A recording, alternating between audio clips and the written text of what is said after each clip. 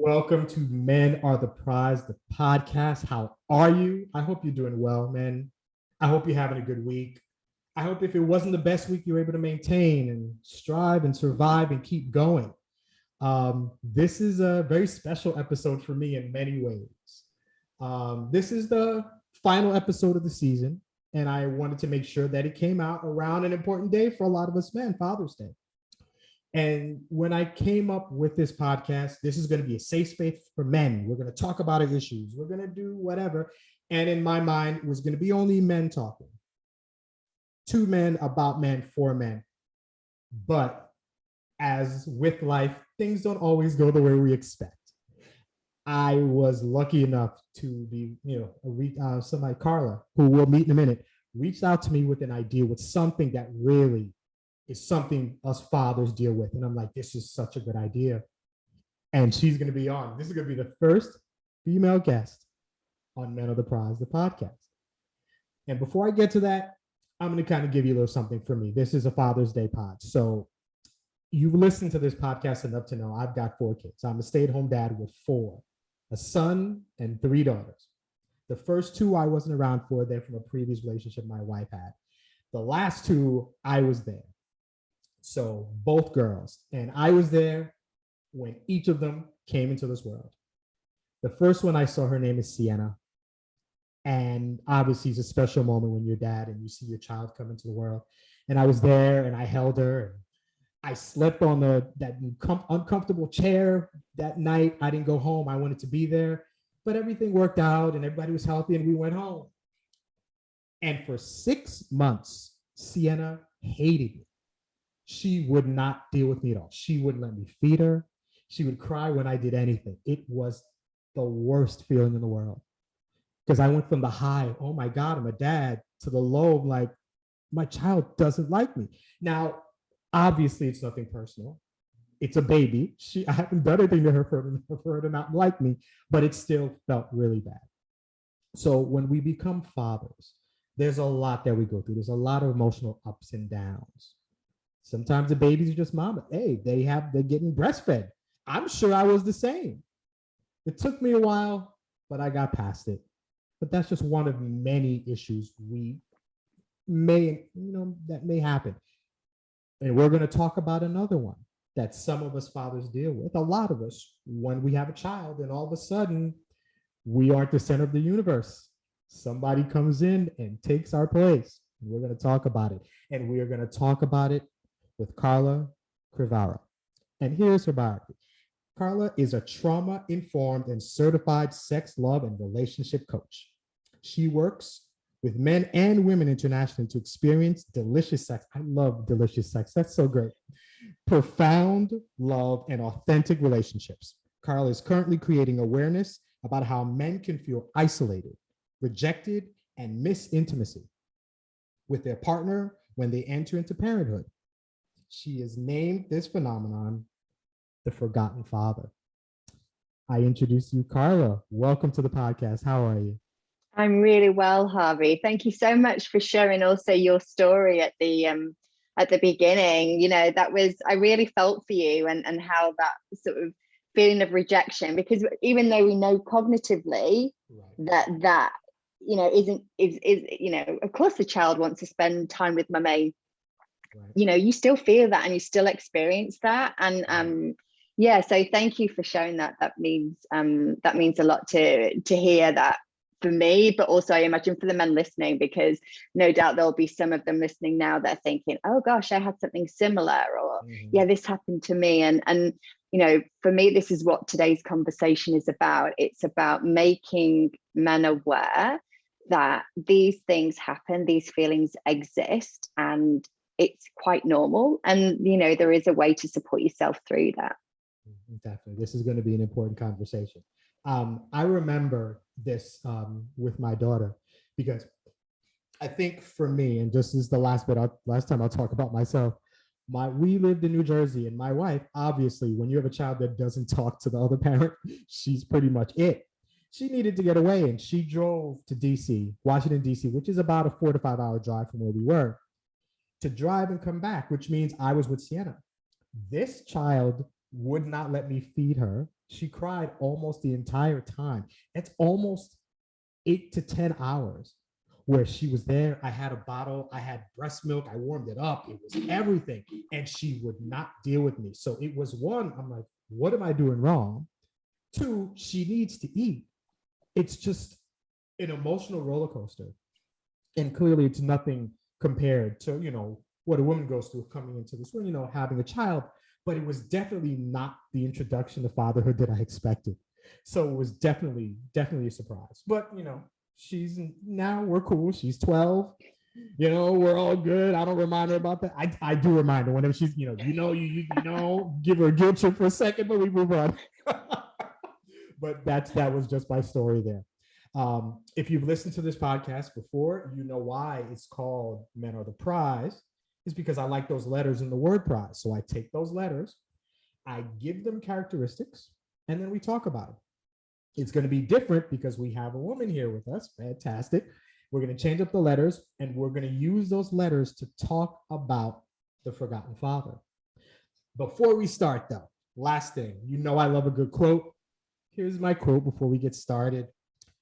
Dads are most ordinary men turned by love into heroes, adventurers, storytellers, and singers of song. That is by Pam Brown. When you become a dad, life changes. All of a sudden, well, eventually for me, you become your child's hero. You become the man that they see, the man that they measure every other man to. We take it seriously. And I know as you're listening, if you are a father, you know exactly what I mean. And if you're going to become one, you know what that feeling is going to be like. So think about that quote as we do this. All right, Carla, are you ready? Yes. Fantastic. All right. So the forgotten father, and I kind of mentioned it, but obviously this is something that professionally you deal with, but it's also something that I would imagine personally you dealt with also. So do you want to kind of give us, as much as you want to talk about, give us your story. How did you kind of fall into this? Yeah, so my husband and we were in what is called a mother and son dynamic a few years ago, which meant that I was quite, I was like the nagging partner, really frustrated about what I saw as his lack of support in the house and the general chores and just, being present. I started to make changes in my, in myself and my own self-development and the way that I spoke and dealt with him. And because that obviously, when you make a change in how you treat a person, they're going to adapt to that as well. And so my husband started making those changes. So when I became certified as a sex, love, and relationship coach, I wanted to help women be that change for their husbands.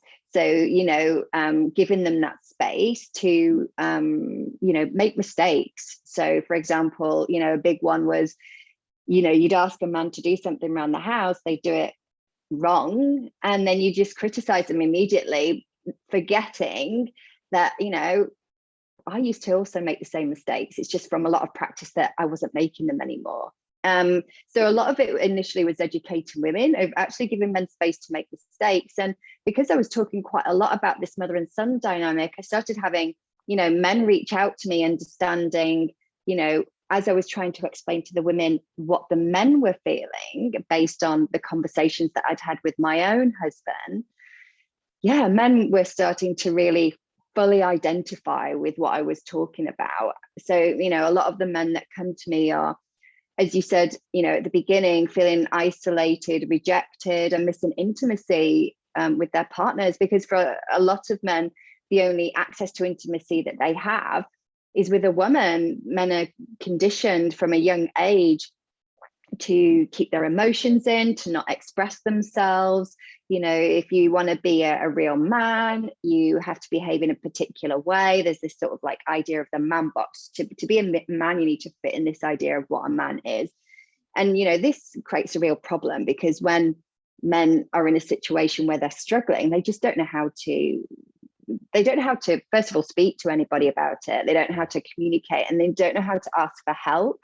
So, the behavior that we tend to see when men become fathers is this inability to deal with all those emotions. So the emotion that, for example, that you were feeling, Harvey, of like rejection from your baby Sienna, a lot of men aren't able to move on from that and carry that feeling of rejection as they move through into fatherhood, because that becomes for them their story, and they're always looking for that story to continue. So they're always looking for the negative elements of that rejection that continues to show up. It's really great that you've worked through that and you've not held on to it, but unfortunately, there will be men that experience that and hold on to that and embody it, and it becomes almost a part of their identity. I'm not good enough, my child doesn't want me. They're not able to speak to their partner in the same way. And something that I noticed that you said as well, and I just want to give men the opportunity to say that your experience is really valid. So I know as a woman, I carried the baby for 9 months and I gave birth, and my experience is valid, but Harvey, yours is as well, because you said something like, it's nothing compared to what my wife went through, but she's just on a completely different journey. So, if we remove that comparison of who has it worse, and we just accept and validate an individual's experience, and we see them in that is so, so valuable. So, your wife's experience is not relevant to the conversation, because right now it's the validation of your own experience and how you lived through that. And that is just as welcome as a discussion as anybody else's experience about anything in life. And, I think that's really important, because it's creating that distinction of an individual being allowed to speak about their own experience means that they feel safe and that they feel really seen. And when we feel seen in our own experiences, we can then choose different behaviors, and we can choose to move forward, and we can we can make huge changes in the way that we live our life and the stories that we tell ourselves. Thank you. I appreciate that. That's I think with childbirth and pregnancy, the whole thing, I think once the baby's born, we as dads, and maybe it's true, maybe it's just something in our minds that we kind of feel we're put to the side because we're not going through it physically. We're not actually birthing the child. So we feel secondary in the process. Yeah, for sure. And that's what a lot of the men come to me are experiencing. Just, as I was saying, it's that conditioning that you don't have access to intimacy or those depths of relationship with anyone. Normally it's a female partner. Obviously our conversations around cisgendered heterosexual relationships, but so of course a third enters your relationship, a completely new dynamic. It makes absolute sense that the man is just like, oh my goodness me, where am I? How do I navigate this? And no one is supporting men in navigating it either. And this problem, in inverted commas, can actually begin when the partner, when the wife or partner is pregnant, because you see the bump getting bigger. She's going to her hospital appointments, she's talking about all of these different things, and even though the men are really excited, the decision-making process starts to be removed almost from men. So how they're going to decorate the nursery, how they're going to approach the parenting. The women tend to throw themselves into it and do a lot of research.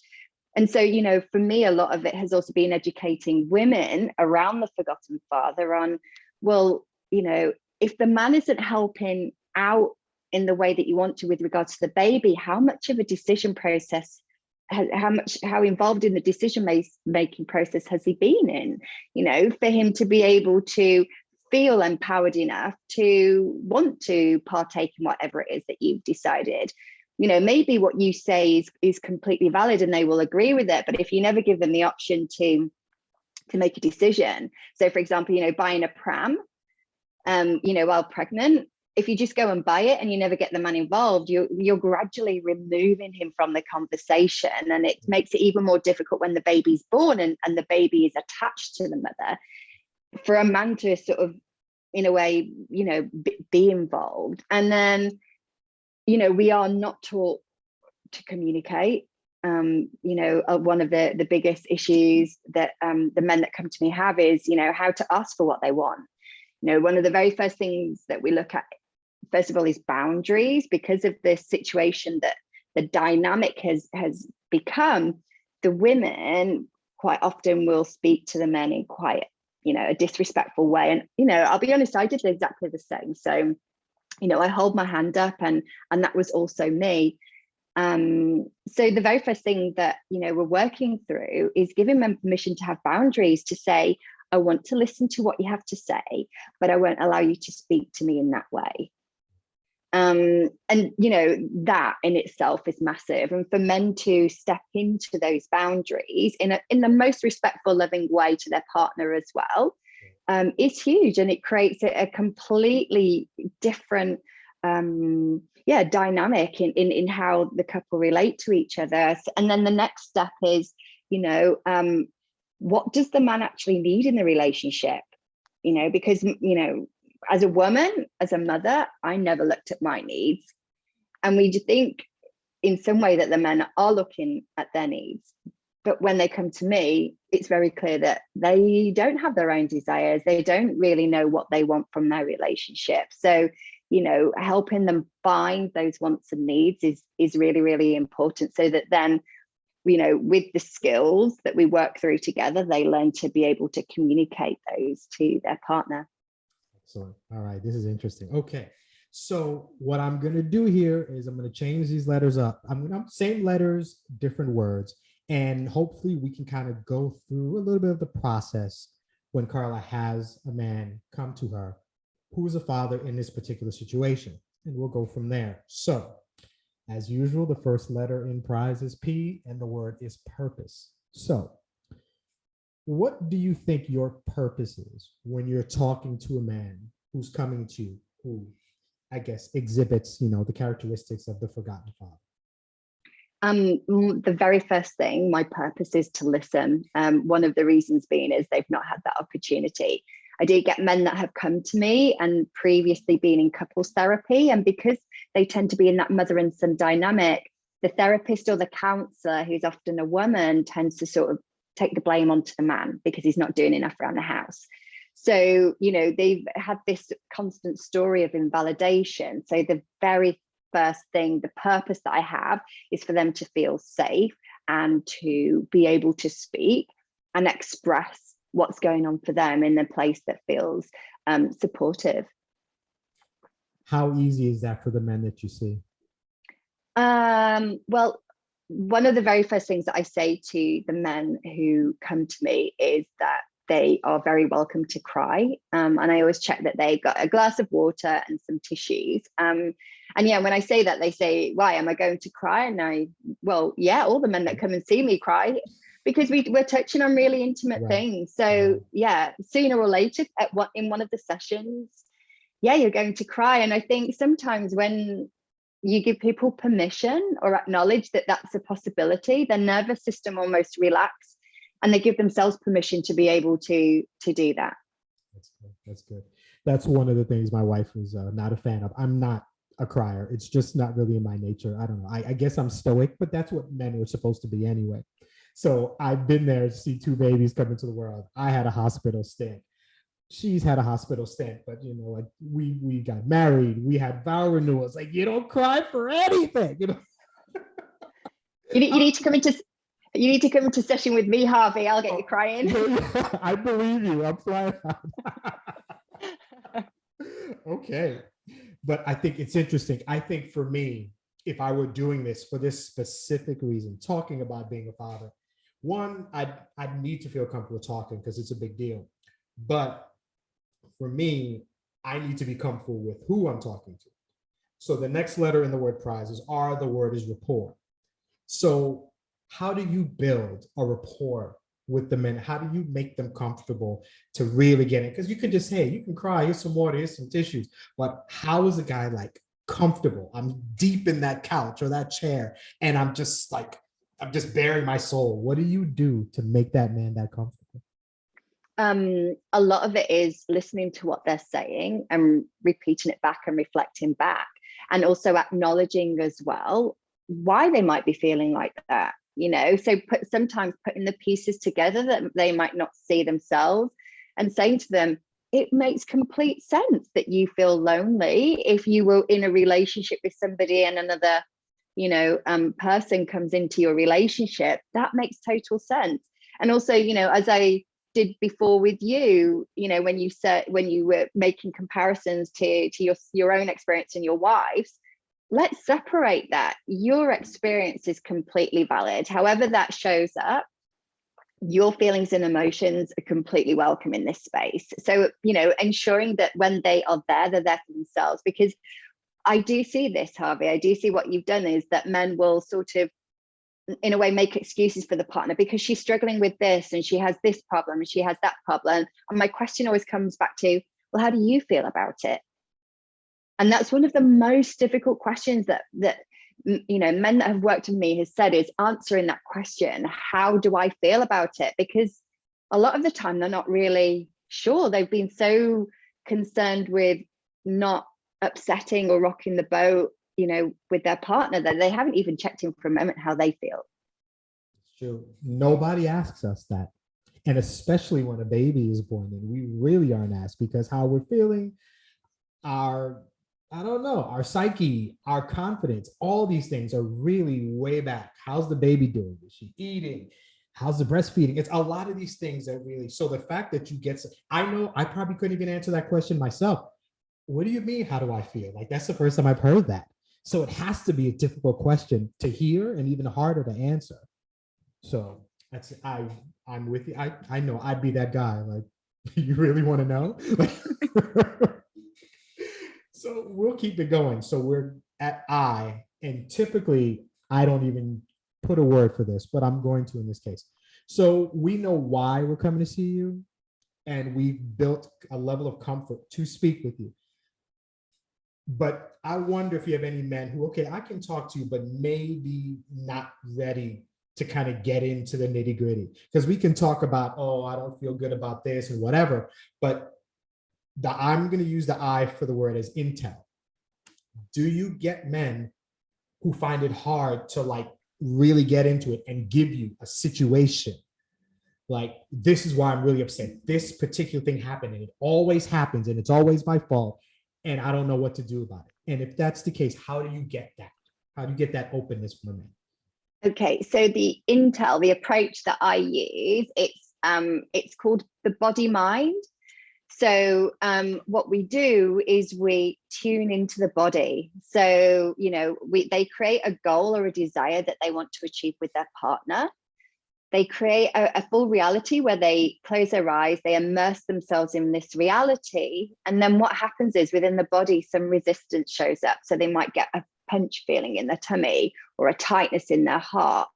And what we do is we tune into that, because these sensations in our body are emotions, and our emotions always communicate to us in some way. So they don't need to do it on a cognitive level. They're doing it in a somatic level, and somatic means related to the body. So we do it in that way. And also we do it exploring their own inner child. So I don't know if you've ever heard of inner child work, but when we are children, certain patterns and behavior that we have as adults were actually created during our childhood, and we take them through to now. And we have created within us a series of subpersonalities throughout our childhood and our adulthood. And what we do is we explore that inner child, because quite often what's happening for men is their own behavior to the situation is coming from a place of their own inner child. And three of the ways that men tend to behave is withdrawal. So they will detach themselves from the family. Maybe they'll work longer hours. Maybe they will work at weekends, or if they're at home, they'll find jobs to do. They're always busy and not connected to the actual family. So the mother might say, let's go, take the child to the zoo. And they'll be like, oh, well, I've just got this job to do. And they, withdraw. You've got another one, which is they tend to overcompensate. So, they apologize for things that aren't their fault. They are self-abandoning, people pleasing, and they have literally no boundaries and can start to feel emasculated. The third approach is one where, you know, any attention is good attention. So what they'll do is they'll make comments at their partner, you know, pick at them, say things that aren't so nice or pleasant, passive aggressive sort of quips, that type of thing, because they're so in need of some sort of attention that unconsciously, because all of these behaviors aren't done at a conscious level, they're learned behaviors from a child, from their inner child.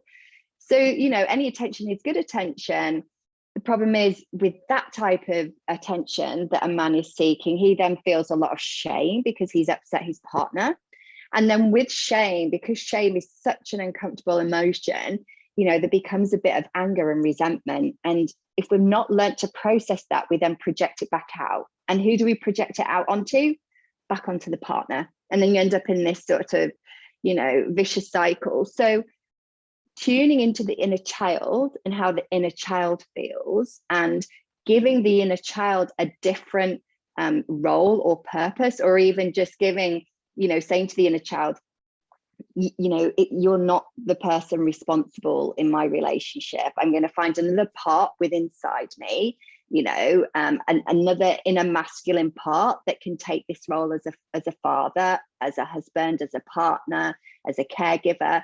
And, you know, saying to the inner child, I'm going to allow you to just play and to just be there. And, you know, while I deal with all of the adult stuff.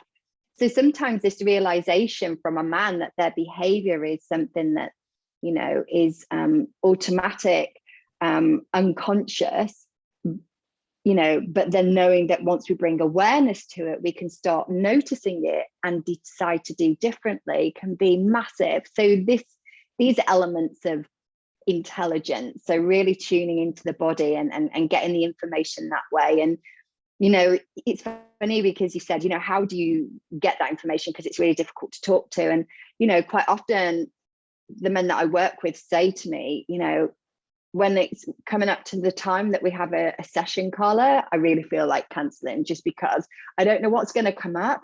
It's going to be really, really difficult and really painful and it's really uncomfortable. But I always go away after the session feeling good. So I just hold on to the fact that at the end of it, I'm going to come out of it feeling better. You know, I just need to get through the session, because it's difficult being so vulnerable and looking at, you know, the parts of you that feel rejected and wounded and lonely. You know, it's difficult. It's difficult for men. It's difficult for women. It's difficult for everybody. And I think definitely for men, because, you know, vulnerability for men is really seen as a weakness, whereas in actual fact, I think that vulnerability can be their biggest strength, because when men really start to tap into that part of themselves and they do it in a really grounded way, their ability to hold space for their partner really increases. So true. So true.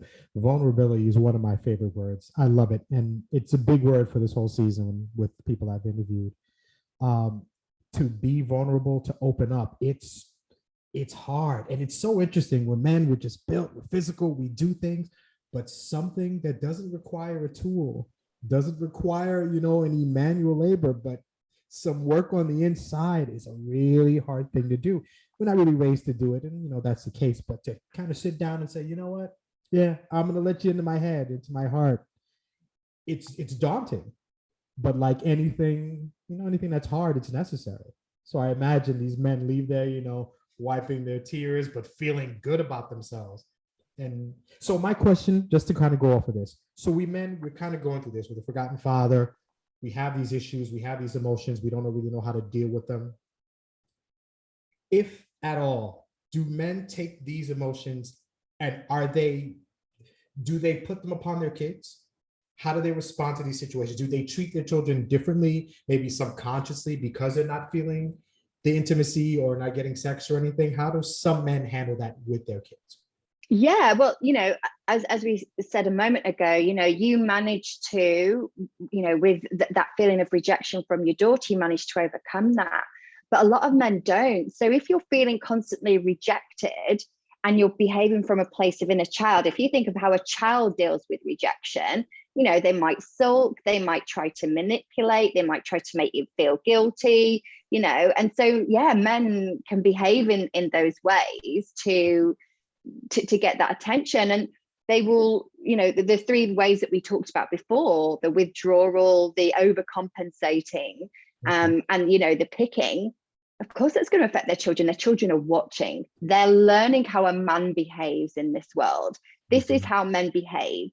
So the woman is upset about something, how the man responds in that moment is teaching a child what the expected behavior is. They're always learning. Every time I see one of my children, because I've got an 8-year-old and a nearly 5-year-old, when I see one of my children behaving in a way that's not appropriate, I'm like, oh my God, that's mine, or oh my God, that's my husband's. And it's, oh my God, it's so, it's like they learned that from me.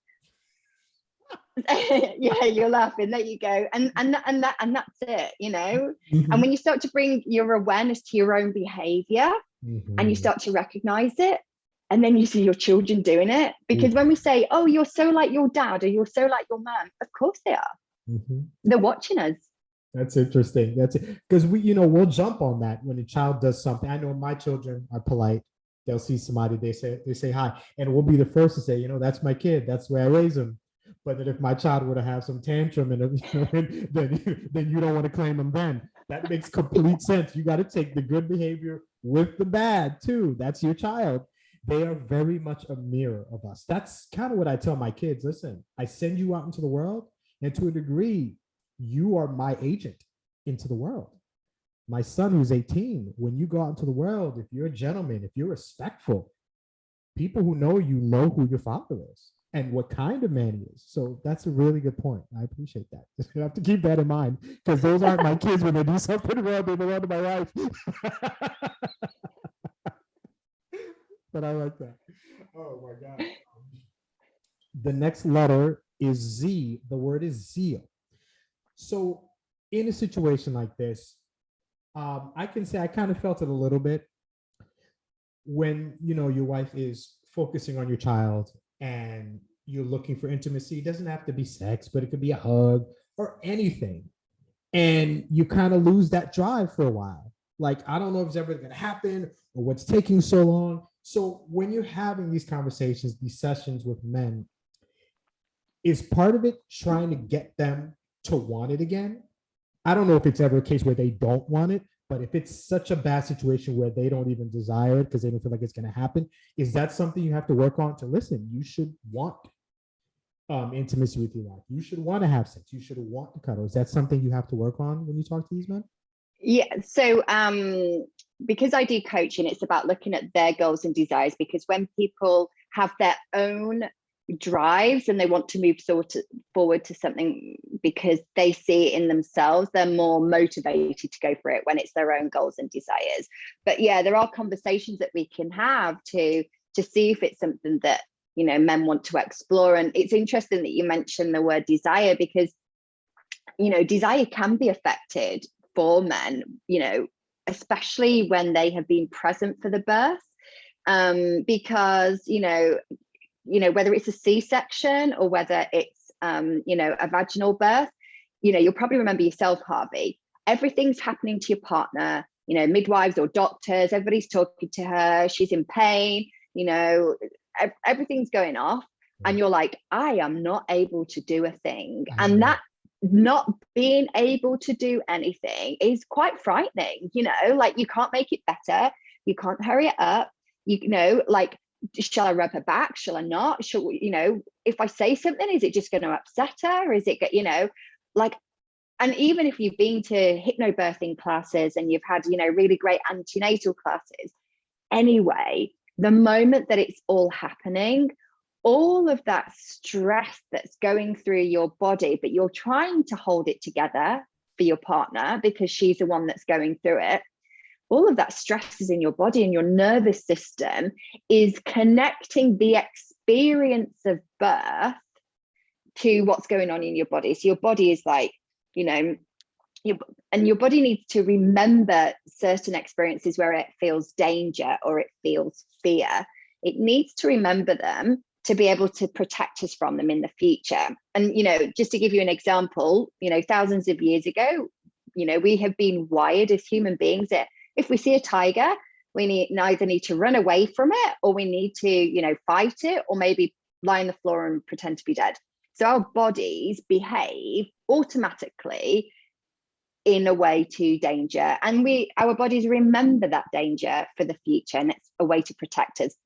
The problem is, during birth, if men aren't given the opportunity to process afterwards what happened during the birth, the emotions and the fear that they were feeling, their body remembers that. So next time they come to see the cesarean scar, that scar, even though it doesn't affect them in the case of whether or not the woman's attractive or not, the scar reminds them of the cesarean and how they felt in that moment. Or, when they see their partner, they just seeing their partner herself can remind them of how they felt in that moment. Or when they see the partner holding the baby, how they felt in that moment. Or even seeing their partner's vulva, later on when they see it again, even if it's, pretty much back to normal, just the body's memory of that experience can stay with it. So yeah, men's desire can be affected. And, I want to make it really clear for men that this isn't like, again, it's not cognitive. It's something that your body has learned in a way to protect itself for the future, so that it doesn't, so the body's not being put in that situation again.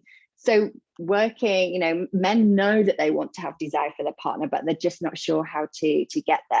So yeah, so we work at moving forward at creating desire. So I would say that desire is quite a big one. And there was another question as well that you asked in that, Harvey. So desire, and it was just whether or not, if men maybe lose that, maybe, when you try something, and if you can take it out of being a parent or an expectant father. Sometimes we men, when we kind of want to have sex and we try and we try and we try, and eventually it's apparent she's not interested, then you just kind of fall back. So is that something that can happen too? That one is massive. And I'd say, the explanation about the whole desire happens not as common as the rejection, because of course, you make a move and someone says no, and it's like, okay, she's not feeling it tonight. And then, you make a move again and it's another no, and she's like, all right, okay, she's still not. But then, when you've had a series of no's, after a while, it makes absolute sense that you're going to internalize that.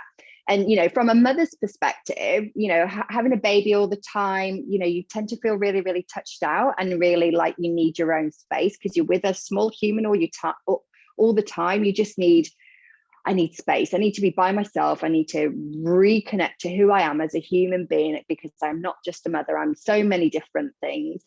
And then the pressure of what feels like pressure from your partner is really difficult and overwhelming. But then, from the side of the man, those constant rejections are really, really difficult. So again, you get those three behaviors that I talked about: withdrawal, attacking, and over pleasing their partner, any sort of way to get that connection. And one of the very first things, because sometimes, men that come to me haven't had sex with their partner for years.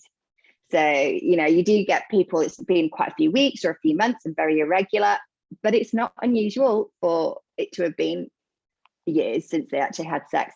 So one of the very first things that we're looking at is just to be able to touch each other in a non-sexual way, and learn for men to relearn that a no isn't about them. And so there's if people want to Google it, it's a game by Betty Martin. It's called the 3-minute game. And this is a really great way of men and women learning to be able to listen to their own bodies and say, yes, I want that touch, or no, I don't want that touch. And then for somebody to ask how they want to touch somebody. or not touch somebody. And that's, a very, very brief explanation, but I really recommend people go and check out that video. And that's one of the things that I do. And it's completely non-sexual. It could be like a head massage or a foot massage or just scratching the back of somebody's hand. It literally is not sexual. And, once we have learned how to communicate what we want to receive and what we want to give and what we are happy to receive and what we are happy to give, once we have created that container of really safe communication, then we can move on to intimacy and touching parts of the body which could have previously had a certain amount of charge to them. And the reason that we can do that is because we have learned that the no isn't necessarily about us. The no is what the other person is feeling is right for them in that moment. What you were talking about before, it's obviously because this podcast is for men, and I'm in my experience, I'm hearing it.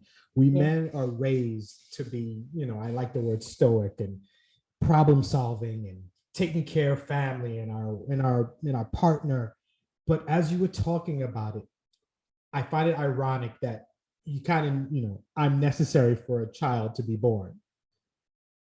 So, but at the time when a child is going to be born is when I feel the most helpless. There's nothing you can do that where you should, I kind of feel like I feel like I'm such a man because I'm helping bring this child into the world, but I can't do anything to help bring this child into the world. It's this dichotomy of I'm a man, but I'm really not, but I really am. But it's such an interesting, when you mention that, is that it's both sides of the coin. Real man, but really, I don't know. So it's interesting.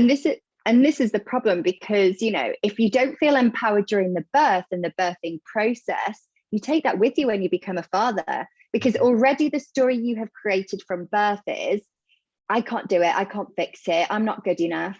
And of course you're going to take that into fatherhood. I remember when my eldest was born, and seeing my husband rooted on the spot and just not able to advocate for me whatsoever, because he was in a complete overwhelmed experience. And then the first couple of weeks afterwards, he just, he was completely overwhelmed about the responsibility and just didn't know what to do for the best. And, it took him a while to really tune into being able to create a relationship almost with our son, a relationship where he felt that the son, our son was really wanting him and was really, accepting of him, because, you've already internalized that you're not good enough. So then you, like I said before, you hold on to that story and you look for patterns automatically. And this is an unconscious process. It's not something that you stand there and think, well, I'm not good enough, so now I'm going to look for every opportunity where I'm not good enough. It's you probably aren't even aware of the stories that you tell yourself. So for a lot of the men, that I work with, quite often I give them a little image for their home screen for their phone with the question, what am I making this mean? So every interaction with their partner, what am I making this mean? What story am I telling myself about myself in this interaction? Wow. That hit me. I do that now. I'm just like, we have a situation and I'm like, in my head, I've built myself up either as the villain or the victim. It's wow. That's so true. Oh my goodness. I may have to fly out, Carla. So it's all right, Harvey. I'll work on Zoom. Nice. Okay.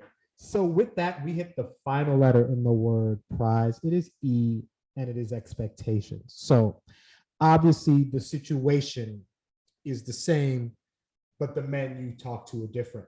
So when you're talking to men about this, do men in general have different expectations, what they're going to get out of it? Do you have expectations for the men after they spend time talking to you, they've had sessions? What's the point? What should they leave with? What do you want the men to leave with after dealing with the forgotten father, I guess, syndrome? So for me, their goal is for whatever they want to achieve. So because it's coach and they come in with a goal and a desire, Myself personally, I want to see men coming away from the coaching experience with what I want every human being to have, which is recognizing that they need their own self-care, recognizing that they need boundaries. And just to let you know, when I mean self-care, I don't mean, you know, that they have to go and play soccer or football or whatever it might be, but right. You know, self-care in the sense of boundaries, you know, stating boundaries are self-care. Self-care is understanding what feels good to me right now. You know, self-care is, do I need to be on my phone getting triggered by all of these different arguments on Facebook, or, you know, what's good to me right now? So, you know, self-care can look like that.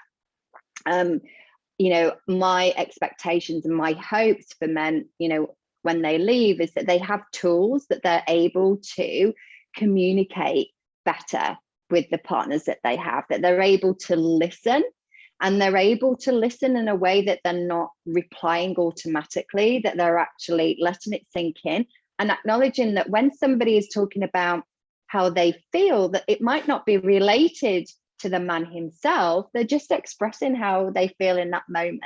And that sometimes when we express how we feel, we're not necessarily looking to be fixed, we just need to get something off our chest, you know. And as you said before, men are wanting to fix. Sometimes the best way is just to sit there and listen, you know, maybe repeating back what they're saying to check that you've understood, and just being there. And that is huge for anybody, whether you're a man or a woman. The fact that someone is taking the time to listen is massive, because, you know, some men come to me saying, you know, they want to learn empathy. And I'm like, you already have empathy, because you wouldn't be here wanting to do something different if you didn't have a certain element of empathy. What you're missing is the skills to listen and to hold space for both of you while you listen to somebody. Because as I was saying before, when somebody is talking, quite often we get into our own head about what we are making the situation mean. So can you listen to somebody and at the same time listen to the stories that you're making yourself? And so, yeah, my expectation is that when men go away, that they are always listening to the stories that they're telling themselves and choosing the stories that are going to be more supportive in their growth rather than the ones that aren't. Fantastic. I'm hearing you, and we're just talking, obviously we're talking about a specific situation, but I have 3 daughters. So listening is just something I'm truly working on, because, you know, there are times when she's saying something and I don't know if it might just be a personal characteristic of mine. Maybe I'm trying to fix, maybe I'm defensive. Sometimes can't solve a problem. Sometimes you just need to hear it described, and just hear. And my 16-year-old, she's at the height of teen girldom and such. And sometimes I just need to shut up and just, okay, I felt this way, blah, blah, blah. And I'm like, why did you feel? No, don't worry about that. Okay, this is what you felt. I understand you felt this. It's such a work in progress. And, you know, we can talk about it dealing with a spouse or a partner and a baby, but these sounds like really good tools that you can use forever. If you can deal with your spouse, then you can deal with your children, and you can deal with friends, you can deal with family. This is obviously something that is far reaching. So yeah. This is excellent. So I'm enjoying this. I'm learning. I'm loving this. I'm trying to think. So thanks for answering the questions in terms of, you know, prize and that word. Mm-hmm. I find this really interesting. I'm a father of 4. I love being a dad. And any time I can find a way to improve being a father, I'll take it. So thank you so much for all this. Now it's time to talk about you. I appreciate the time, all the information you gave. Tell us about you, where people can find you, what you do. This is the Carla Show. Give it all to us. Let's go. So yeah, you can find me on my website, which is www.carlacrivaro.com. I do have Instagram, but because I talk about sex, and Instagram's not really keen on me talking about sex because I've had a few shadow bans, I tend not to really use social media, if I'm going to be honest with you, just because the amount of time and effort, and then I get told off and a slapped wrist for Right. educating, men on pleasure or women on pleasure. It's just, Right. yeah, it's difficult to do that. So the best place is website. I frequently put articles on there. So, the men that are listening are welcome to share the articles around the forgotten father with their partners to open up the conversation so that, that they can actually, listen to themselves, but also, because I do lots of talks for mothers around this, making them aware of the forgotten father so that they're not taking the man's behavior so personally. So I think this is really important that, the men that are listening, when the women that they have in their lives, including their own mothers and any other women, that they're educated on this as well, that we are all behaving in a way that is from a wounded place that needs healing, and we're not bad people. It's just habits that we've created to protect ourselves. So I was going off on a tangent again there. So my website is the best place to read what I'm doing. And also I always put links to podcasts that I've been on as well. So because obviously depends on the audience, will depend on the information that I'm sharing. So they're welcome to see me there. Fantastic. I will put up all the links in the episode notes so you can find Carla and reach out. And I think a lot of men hearing this will find a place of solace, somebody to talk to kind of get these emotions out. This is the final actual episode of this season. Tomorrow is a very special episode. And typically it's just my voice, just male voices. But this episode, first female voice, but tomorrow is a lot of female voices, a lot of positive female voices for us men. We don't always get it. So when we can get it, it's something to enjoy. So I will leave you with this. I usually leave you with a quote, but this time I'm not. I'm going to ask our guest, Carla, if you would give us some nice positive words for our men who are listening before I pass it off to you. Thank you for doing the podcast. I really appreciate it. I am done speaking. Carla, I leave it to you. And guys, I will see you tomorrow. Thank you for the space, Harvey. So my quote and my message to the men out there is, you are doing better than you think you are. Listen to your heart. Notice the words that you tell yourself and that they aren't always true. And you can always make a choice at any point to be the father that you want to be.